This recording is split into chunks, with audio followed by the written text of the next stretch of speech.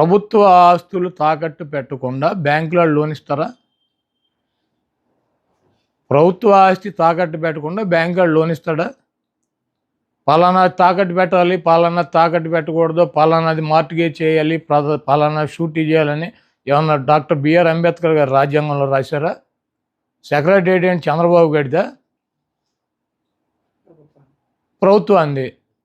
ప్రభుత్వం డబ్బులు కావాల్సి వచ్చినప్పుడు, ప్రజలకు అవసరమైనప్పుడు, బ్యాంకుల్లో డబ్బులు కావాల్సి వచ్చినప్పుడు మార్టిగేజ్ చేస్తారు, తాకట్టు పెడతారు, మళ్ళీ డబ్బులు కడతారు, రిలీజ్ చేసుకుంటారు. సెక్రటేరియట్ అని బాబు గడి సొత్తా, చంద్రబాబు గడి బాబు గడి సొత్తా? ఇది తాకట్టు పెట్టారు, అది తాకట్టు పెట్టారంటే వీడు పెట్టినయే పెట్టాలా?